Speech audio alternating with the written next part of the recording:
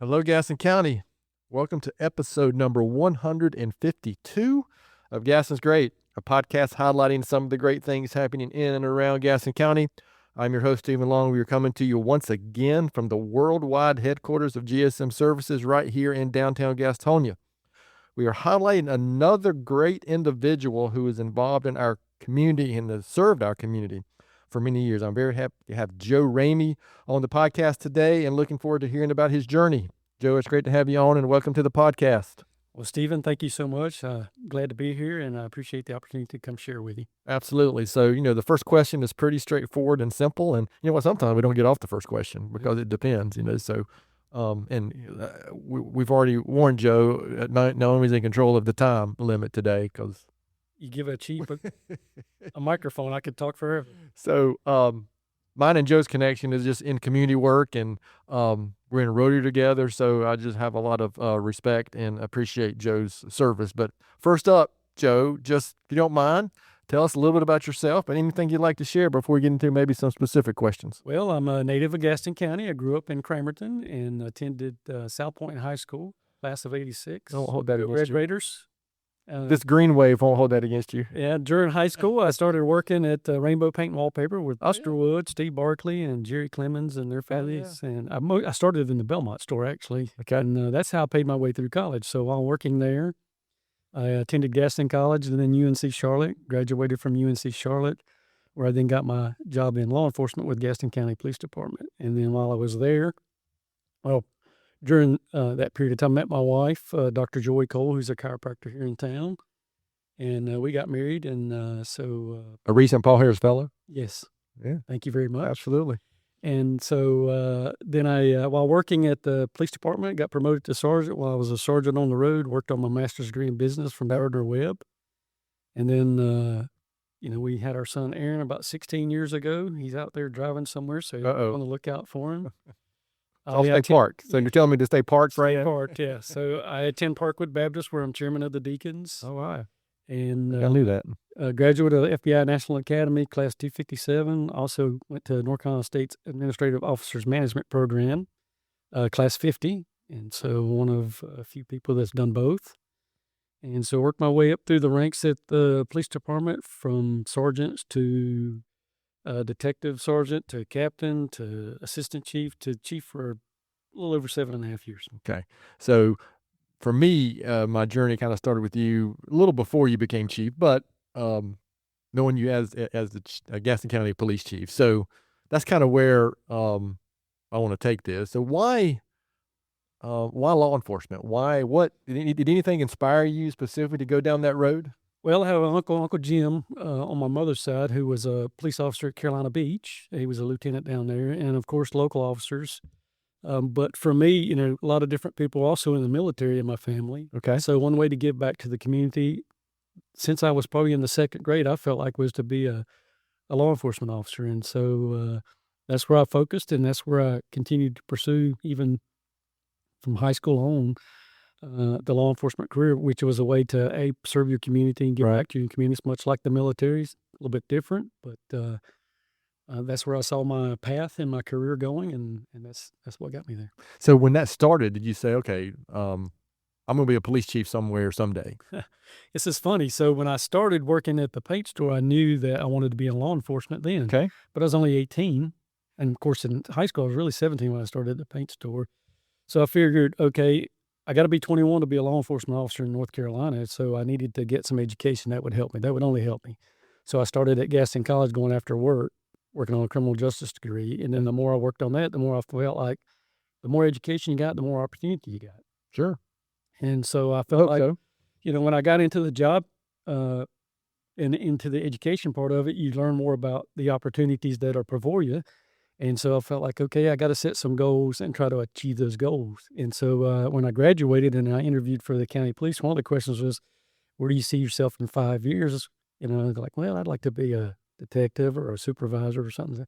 Well, where do you see yourself long term? I was told Chief Beach at the time, I'd like to have your job. I want to be the chief. Well, that's good. Yeah. And it was like, really? I said, yeah, why not? Yeah. Aim high, see where it takes you. And listen, we love hearing that when people come up and talk to us. What better way to make a difference than being in charge, you can give some guidance and some leadership and sort of impact what the agency's doing as a whole. And so that's how I got there. Do you feel it was more personal for you than the fact that it's in the county you grew up in? Yeah, I think, when you're growing up here and you have ownership is the way we like to say it. That's why we have residency requirements for forever. Now they're sort of going away because of the hiring challenges, but we always felt like, hey, if you lived here, then you're going to behave and you're going to be professional and you're going to have some standards and uphold our standards. Same way for a person that lives here. If you're working here, you want your community to be the best and you want to be able to make an impact in that community. And so, you feel like, hey, I own this. I've got to do my best. And so, and you take some pride in that because you are impacting your community as a whole. Sure. So is it fair to say, when you're talking about your education journey, did you find that your eyes were open a little bit to the opportunities that were available? Because to me, I'm sure when I was younger, if I heard criminal justice, I probably thought law enforcement, you're going to be a police officer or something. But aren't there multiple paths? And there's so many different paths. Yeah. One reason I'm asking, my daughter's just finished her freshman year in state, and she's in criminology. Right. And I've learned in the last year, there's so many different so directions to go. You go federal level, you go state level, you have forensics, you have, being a law enforcement officer on the street, you have educators, professors, researchers. There's so many different ways to make an impact. And depending on where your chosen path is and what you're thinking along those lines, you can pick ways to make a difference, whether it's developing a new program that impacts a community or creating a new technology that impacts law enforcement or the court system. You can impact people's lives in so many different ways in criminal justice. And there's so many different paths and opportunities, but you have to be willing to take that risk and take those, set those goals and pursue those dreams. Well, that's interesting. I think it seems like, when you come out of college or your first round of education, you think there's this, I think when I was young, there's going to be this straight path, right, to whatever I'm doing. But man, it's like, it can splinter off. And it's never just that perfect curve, right? It's the ups and downs and sideways. And you may think you know what you want to do at the time. Yeah, absolutely. But then once you get started, you realize, I could be a great detective, or I could be a forensic person, or I could be the chief. And so, or I could be a judge, or anything along those lines, but that's your basic start. You got that basic foundation, and then you have to build off of that and be willing to put the time in and put the effort in to pursue that. So kind of looking back at your life experience, professional, personal, whatever, can you talk about some of the leadership lessons you've learned, or some of the leadership things you've passed on, or learning from, others that you've seen? Because from my experiences, man, there's so many, if you're paying attention, there's so many opportunities to learn from the people before us, right? Yeah. But whatever, just between your education, your professional and personal career, just anything you can share on the leadership lessons that you've learned. You're talking about education, that's book knowledge, and that gives you some the basics, but it's not really real world education. Right. You learn that from a lot of different areas. And so I've been blessed to have the opportunity. I talked about working at Rainbow Paint and paying my way through college. So many different people that are your bosses or your supervisors that you can learn little things from and apply those to your job. So like at the paint store, that's a retail business, much like you're in.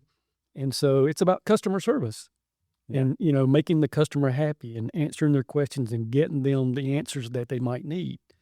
So on the government side, you're in the same business, sort of. Even on the law enforcement side, they're going to call you're the first face of government that people usually call or face with. It may not be a law enforcement problem, but you probably have the answer or the resources available to you to get them that answer. So I always like to preach customer service. People are looking for answers, even if it's not a law enforcement problem. Get them in touch with the person that can help solve their problem. And they will appreciate that. That's what they're expecting from us. So you got customer service. And then in the law enforcement side, Chief Bowie used to always say, everybody sees the world from where they sit. So you have to, as a leader, sometimes put yourself in that lowest position or that middle position, even though you've been there. They don't know that you've been there, or they forgot. They say, the boss sees it from here and only here. And then so you have to sometimes remember their perspectives and their views. And so That's another one is, hey, try to be mindful and be aware of where they sit. And then your people are your most valuable asset.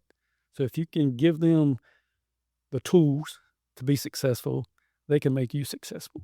You also let them use their talents, because not everybody has the same talents, and some people are more talented than you. Yeah. And you have to be willing to let them use their talents and their strong suits. I used to tell my detectives when I was the supervisor, look, I don't have to solve this case. I need to help you solve this. Yeah. Because if you solve this case, you're successful. And if you're successful, I'm successful. Yeah, and if we're successful, the organization is successful. And so is it fair to say your experience is kind of like mine, where I think the hardest lesson for me as I matured in my leadership is my success. Well, let me back up. You just said it right. Men especially, I think, it's helpful if we have this sense of accomplishment as we're going through our careers or whatever. But then that sense of accomplishment you got to have the humility to understand that if your team's successful, that becomes the mission, right, from a good leader, as opposed to when I was 25, it was all about me. Yeah. Well, in my personal success, not exactly. So you have to be less selfish and understand that in order to be successful, you have to help people be successful and your organization. So, like a big organization, I always would say an organization is like the human body. It's got a heart, it's got a liver, it's got a this. And you tell your employees, if you stop doing your part, stop doing your part, and then I stop doing my part, pretty soon the organization fails. It's just like the human body. Parts start breaking down, the body fails, the organization fails. Yeah, they're connected, right? It's all connected. The key is you've got to do your best wherever you are in that organization. And you have to understand that you play a vital role no matter where you're at. So like you own a business, your employees understand that you've got a lot invested in this. When I worked at the paint store, I didn't have money invested. I just went to work. But you soon realize Mr. Wood, Steve Barkley, Jerry Clem, all those folks have money and risk. That's their livelihood. Right. And so you have to give your very best in order for them to be successful, because if you're not successful, you're going to be unemployed because they'll be out of business. And so that's the key, is to recognize that, hey, you play a vital role, and to help your people be successful, they'll make you successful. So that's really good. And that works in so many organizations and anything you're involved with, right? Church, it doesn't matter where you're community organizations. Yeah, it's all about those relationships and understanding, that connection there. So let's maybe shift gears a little bit. How would your career, you can't, I would assume, you can't do what you're doing without being aware of community and what's going on around you, not just the specific law enforcement piece. Right. How would you, because our involvement together with, say, Rotary is an example, but I know you've been involved in other things too in the community. So how does community play into that for you? I mean, and if somebody's out there listening, who they think, well, my little world is just what I'm doing here. I don't have any big impact on others and other things going on, which I've learned that's false. When I was young, I just had that tunnel vision of what I'm doing day to day, right? So how does community play into that in your experience? So, well, and on the law enforcement side, the community is your partner. Without the community, you're not going to be successful, as we just talked about. And because you're serving the community, in order to get that relationship, you have to have trust, and you have to build relationships so that you understand what they need, what they may want, and what is going on in the community. The other thing is as a police chief or a law enforcement officer, no matter what level you're at, or even a business leader, you have to find ways to make a difference. Now, obviously, being a police officer, you can make a difference, and you do make a difference. But there are other ways. For a police chief, you have a lot of authority, a lot of influence when you're at that level. And so you pick those areas in the community. For me, I did some partnership with children, least of these. Yeah. Red Cross. I've on a bunch of boards and different things. And that way, those folks, you can find ways to help see other problems in the community that you're not seeing on a regular basis. And then you might find ways that, hey, your influence or things you've seen or people that can help solve those problems. Mm-hmm. And so that's another way of giving back. The other thing is they also see you differently as just a police chief or a police officer or a detective or a businessman. You're someone who's interested in making a difference. Right. And we're all called to make a difference. And it doesn't matter what that area is. It can be the boys club. It can be mentoring, as some folks do from Rotary.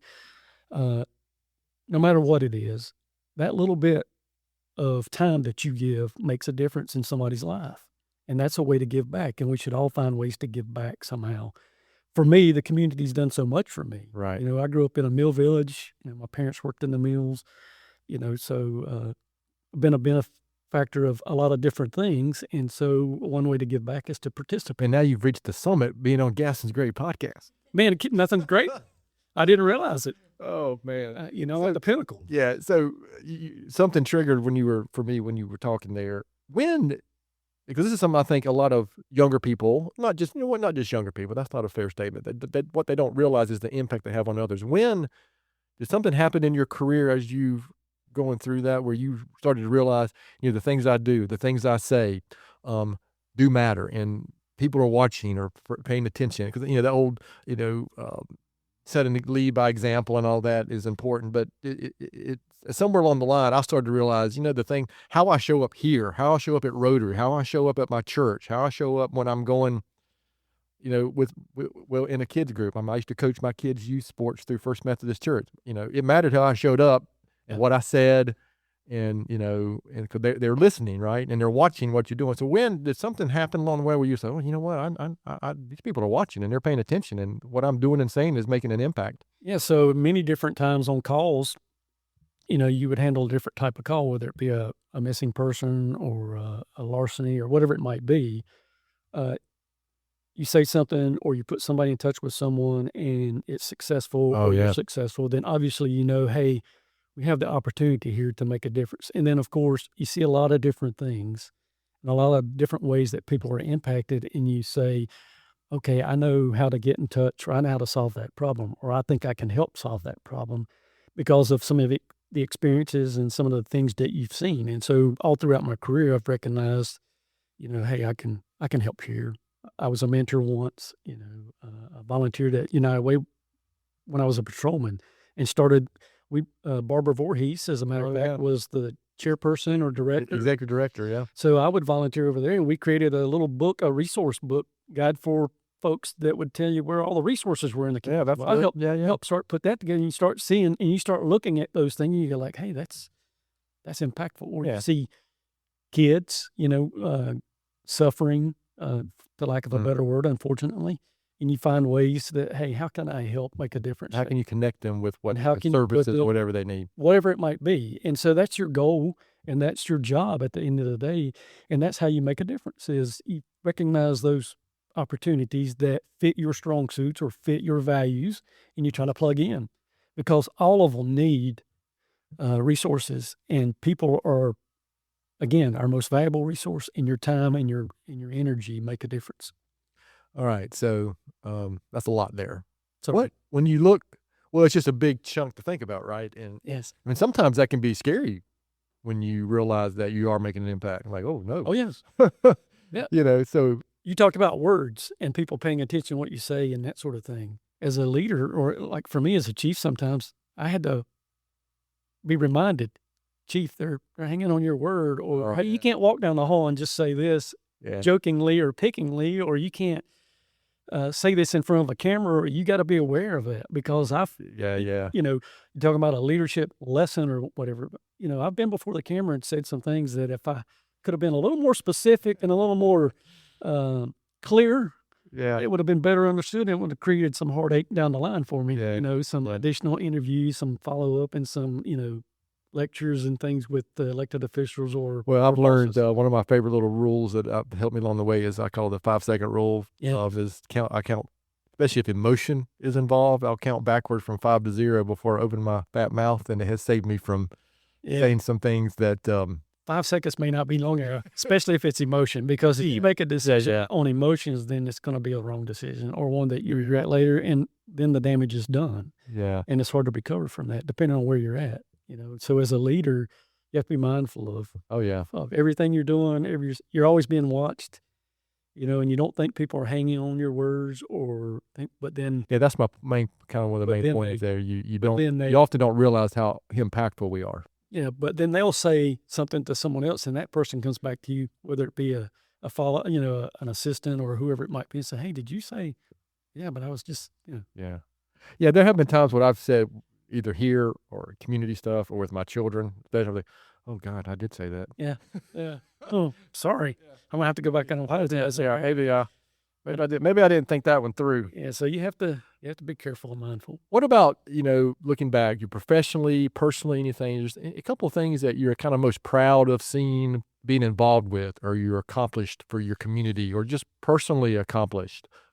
Well, I usually try not to worry about personal accomplishments too much. I understand. Because it's about the organization, Yeah. and the PD. So we've started drug court, with in partnership with Travis Page, the district attorney, and Judge Phillips at the time, and now I think Judge Davis is in charge. He is. Matter of fact, we're trying to have them maybe on in a few weeks. The drug court. Yeah, I know. And then Judge years Davis ago with Phoenix and Partners Health and the like, we created a program called we called it DDAT, Drug Diversion and Treatment, or Therapeutic Treatment, and the goal was to create like a spoke, because so many people are impacted. From my level, I was seeing or hearing reports every day about overdose deaths and impact and the impacts of drugs, and you can't, as I say, you can't arrest your way out of that problem. Yeah. And as a police chief and as a police department, you have ways to do and solve problems that are different now than just arresting and putting people in the jail, because the jail is its own little mental health facility over there. It's got its own problems, and you can't fill it up. There's not enough people and not enough space. So you have to find other ways to solve a community problem. So we created that, and the spoke idea was the client is in the middle and all the services come to the client, whether it be DSS because they've got children that are impacted, or the health department because they've got health issues, or the courts because they're dealing with the courts, and you try to find a way to bring those services together. And we did that. We ran that on grant money and some other monies for a period of time, but we ran out of money. We had 24 clients and 23 were successful, not going back into the court system after that. So that's a good percentage. Yeah, very high percentage. And some parts and pieces of that are still used today, I'm sure, from Phoenix and other places. But that was really when you start to realize, hey, you have influence. You can bring people to the table. And so we did that. And then, of course, we partnered with the courts and the likes to create the drug court. And my part was we were trying to get one started, but then COVID sort of started to impact us. So the whole time we were still having these problems. I said, well, I can always take a police position and work with the manager's office and the commissioners, and with their blessing, convert that police position to a drug court coordinator, so that we don't have to, because the first lesson I learned from DDAT was if you're solely dependent on grant money, then it could go away really quick. Sure. Especially nowadays. And so I didn't want to try and start something and not have some financial foundation. And so creating the position under the police department made them an employee, which gave us the ability to keep them employed from the beginning to the things that are running good and continues today, as far as I know. That way that, we could say that we're getting it started. So worked with the public defender's office, Judge Phillips and Travis, and said, hey, the manager at the time, Mr. Mathers, or maybe it was Dr. Eagle. It might have been Dr. Eagle. And the commissioners are in support of this idea. And so we're going to convert a police position and create this. So again, and it's still making an impact today. Right. And so hopefully the folks that are participating in that program have the buy-in and can be successful. So those are two. And then, of course, we have a new 800 radio system for all of public safety here in Gaston County that occurred under my watch. So there's so many different, I could sit here all day and talk about, I got a list of them on my phone here that's that long. So I told you I could talk forever. This is a short form podcast, Joe. This isn't Joe Rogan, who's like 3 or 4 or 5 hours long. Well, I'm a Joe. Or Jocko, who's like they're like 2 or 3 or 4 hours. People are going to listen to me for like 32 seconds and before they shut me off. Right. So what about now? Are there anything going on right now that excites you, that you're fired up about, that you see going on? If our listeners don't know, you've retired from Gaston County Police. Right. I'm retired from the police department, and so now I have free time. So I do work at the church some. I'm a deacon at Parkwood. Yeah. And so I did some work there for a period of time, and I'm a deacon and serve and find ways to do that. And then, of course, with Rotary, pitch in when I can. Oh, yeah. When I got time. So in Rotary, their values and the like sort of follow my own personal values. Right. Find a way to plug in there. And, of course, there are always opportunities to participate there. And so, I was asked to take a job here in town as a magistrate at once, but I turned that down. I want to jump back in at the time. So I don't know what the future holds. I think if the right opportunity presented itself, I would consider that. But right now, I'm enjoying participating when I can on the volunteer side, finding ways to pitch in here and there, wherever it might be. And then doing some woodworking in my shop at the house just to rearrange that the past week, and piddling some there, and then fishing when I get an opportunity. So, so say we've got a young person out there. Of course, young person definition is a lot of people, since anybody younger than me is what I call that.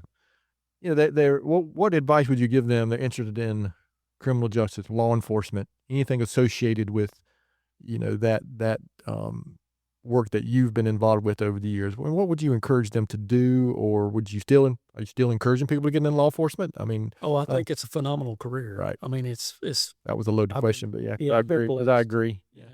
And it's impactful. Very noble. I think it's one of the most noble cause. professions. It's called a noble cause profession. There's a book on that, as a matter of fact. And so, I would encourage people to get involved in law enforcement. It's a heavy lift nowadays, but with the right training and the right education, I would encourage them to continue to set goals and work on their education, and to take those baby steps to achieve whatever that goal might be. And then once you get to that goal, set the next goal, and work on that. The other key thing is a young person, every decision you make today could impact you later on in your career. So many people go in for a job interview and didn't realize that, hey, I did this or I did that, and that eliminates you from a job. Yeah. So I would research what those requirements are nowadays to get that job, whether it be law enforcement or, a judge or an engineer or an astronaut, wherever that might be, and let that direct your path if that's where you want to go. And also let that be a foundation for, hey, I can't make a bad decision, or I can't go do this, or I can't go do that, because it could keep me from getting that job that I've sought so many years and put so much blood, sweat, and tears in. And so, you have to think about it along those lines. Sure. But, hey, set goals, work towards those goals. You can set a timeline, but sometimes, things like COVID or money, a lot of different things can impact availability of the courses or classes, can impact whether you can achieve that or not. Don't get discouraged because you don't accomplish it in that short amount of time. Yeah. I know it's a 4-year college system, but I worked full time and went at night for all of my education, from Gaston College to UNC. So I started at 26 instead of 22 or whatever. But there's also lessons there that are outside the classroom. When you're doing those things, you're going to learn time management. You're going to learn to manage your finances, and to pick courses and to make a schedule. All those things will come to play in your career in the future. That's all beneficial. So pay attention to those things now, because they will benefit you for the rest of your life. So, well, I appreciate that. So, Joe, this has been a great discussion. Is there anything? I got a few more questions before we finish up, but is there anything I haven't asked specifically that you wanted to make sure you got across, or anything you'd like to share before we kind of close out with 2 or 3 more questions here? No, I think the biggest thing is I've been blessed to work for Gaston County and serve Gaston County, and it's been my great honor to be the chief or to be a police officer here in Gaston County.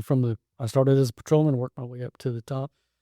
You don't get there again without a lot of people having influence on you, whether it be former chiefs like Chief Bowie, Chief Farley, Chief Beach, detectives like Steve Myers, my former captains, a lot of those folks, impact your life on a daily basis or at work or wherever. People that I worked with at the paint store. Anytime you're around leaders or anytime you're around supervisors, you can learn things from them, whether it be, time management or how to organize something or how to talk to people,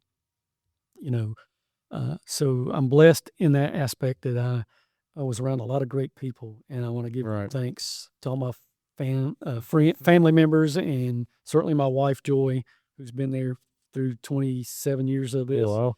So her she suffered as much as anybody sure. does. So, she's been woken up in the middle of the night many, many times. So a lot of different people out there in our community, from friends to family to leaders that have impacted my life. And so, it's been my great honor, and I greatly appreciate all the impact that they've had on my life. Well, I appreciate those words. I appreciate your, you're saying that about Gaston County. I'm a Gaston County homer, and we have a podcast called Gaston's Great, right? Right. I'm such a homer about it. But, to your point there, I've learned, and something I try to keep in mind, and I would say I'm okay at it. I've gotten better at it, is every time I meet somebody or interact with somebody, they know something I don't know. Yeah. And I can learn. You can learn just one little thing. That's right. You can learn from every person you interact with or meet. And that also, I think, just helps with relationships in general when you become interested in what they've got going on and what they can share, right? And maybe you can share something with them too, right? Yeah, exactly. You can learn good and bad. You don't want to pick up people's bad habits. You want to pick up all the good habits. But they may do something better than you do. I would say, hey, I want to incorporate that in the way I do, whatever it might be. Absolutely. Whether it's customer service or the way you communicate, because a communication skill is key to being successful. So whatever it might be, that little thing, if you can incorporate that change that you really enjoy or observe in someone and think, hey, I would like to do it that way, you can. Absolutely. Just put the time into it.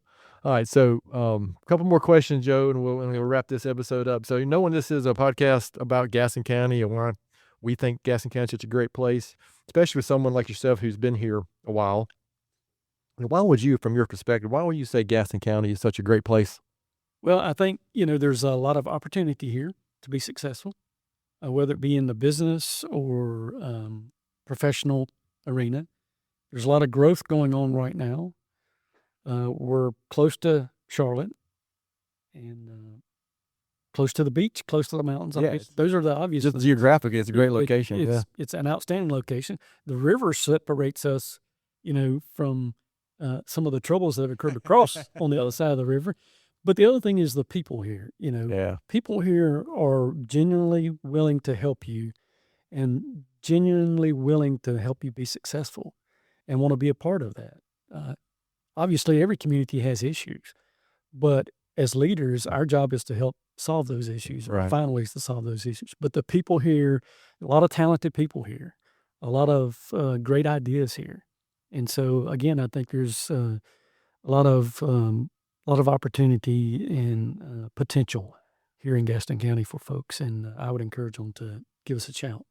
Well, again, I appreciate that greatly. Yeah, and the people here, I've traveled enough to be other places, and I've yet to find someplace I want to go stay. Yeah, exactly. I've loved traveling and visiting places, but I don't know. There's something about coming back here. So, one last question, Joe. Knowing what you know now, what advice would you give your 20-year-old self? Well, my 20-year-old self, I think something I hit on earlier is the decisions and the things you do today can impact you for the rest of your life. So keep that in mind.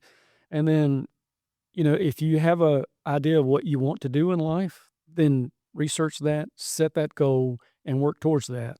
And don't get discouraged. It may take you a little longer. Myself, like I said, it took me 26 years to get into law at the age of 26, I should say.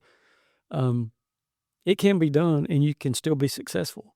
Time is on your side. Right. Don't get discouraged. Stay after it and stay committed. And you can be successful. Yeah, there's a great book. Just made me think of this by Angela Duckworth called Grit, and she basically studied.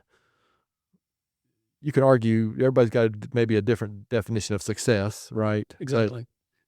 What most people consider successful, the one thing they all had in common was that grit, that perseverance, that persistence to just keep going right toward a goal, or not getting discouraged, and being able to just and bounce back. I always like to use discouragement as a motivator. Oh, sure. Somebody tells you, hey, you can't do that.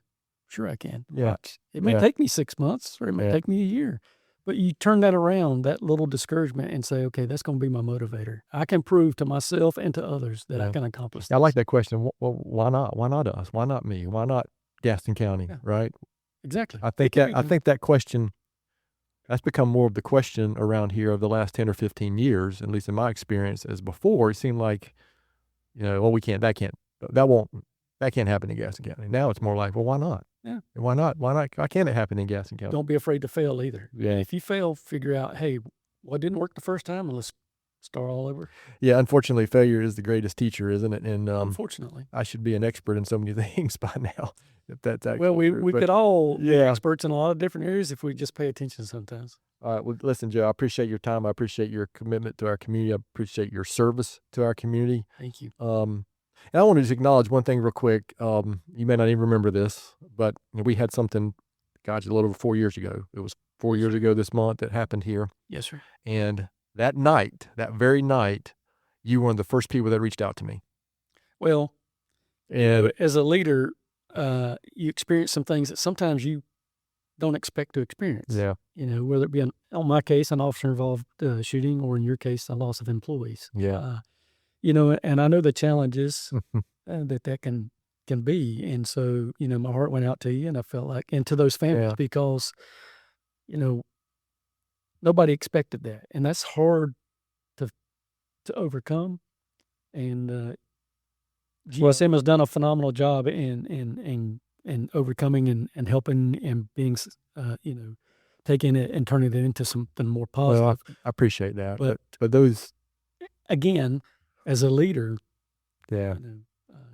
you have to, hey, I can help. So, I used to wonder, I say maybe before my father passed in 2018, I used to wonder if, when something happens like that, I used to wonder, does what I'm doing really matter? If I'm there for somebody, I'm talking to somebody, I send somebody a message, I write somebody a note. Well, there's 3 events that have occurred in the last 9 years: my father-in-law, my father passing, and then this event here at GSM. It does matter. Yeah, It does matter. And in fact, I've got messages on my phone that I still haven't deleted. Yeah. Well, because I just can't. Yeah. From 4 years ago, and even from 7 years ago when my father passed, I've got messages still on my phone that I just can't bring myself to delete or get rid of. So those things do matter.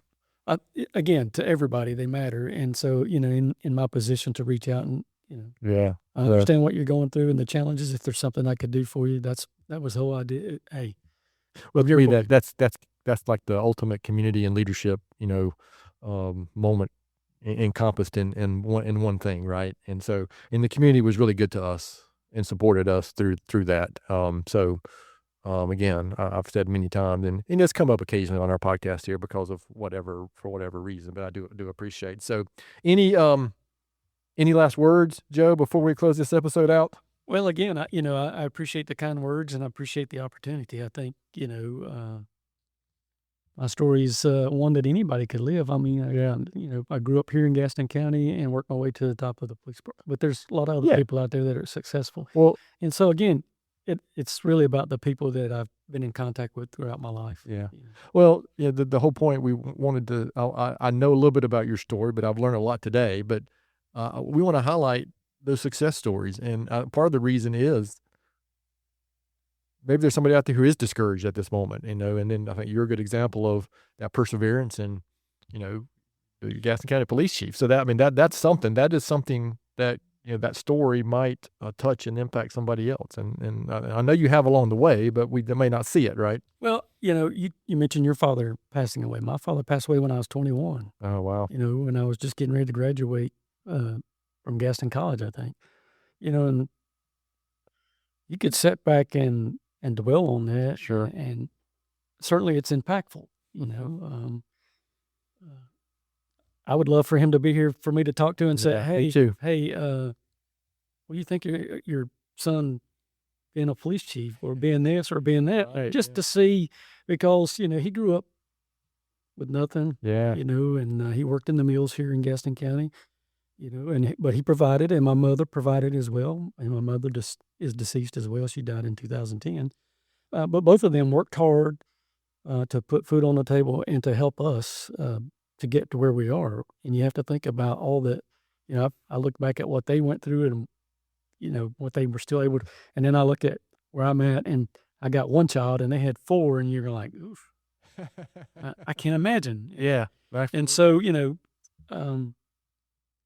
just have to stick with it and find that deep down that you've got the strength and the courage and the moxie to overcome anything. Don't let it take you down. Yeah, that's a good one because you can get beat down in a quick, really easily. Yeah. Don't let it get you down. So- Take the time to grieve or whatever, but at the same time, you got to pick yourself back up. So I typically share a book recommendation or a quote or thought at the end. I got a quote this week I'm going to share. And you know what? I didn't realize how much it was going to apply to our discussion. But a gentleman named William Makepeace Thackeray, I think I'm pronouncing that correctly. He said, I mean, it's a pretty simple message. Whatever you are, try to be a good one. Right. And the point there for me is, I mean, whether you're sweeping out the back of our shop, whether you're in law enforcement, whether you're a business owner, whether you're answering somebody the phone at some company, whether you're whatever it is you're doing, try to be a good one because you are impacting, you are making a difference. Every relationship, every profession, everything is noble and worthwhile. Exactly. And so I think sometimes we think it has to be some grand thing, right? It's the small day-to-day things like you reaching out to me, 4 years ago. Those things are really where the impact, I think is made, right? And here it's 4 years later. And matter of fact, almost every time I see you, that's what goes through my mind. Right. Again, I'm just grateful for that. I'm grateful for our community and for individuals like you who make it a better place. Well, I think, like you just mentioned, every role has an impact. Absolutely, it does.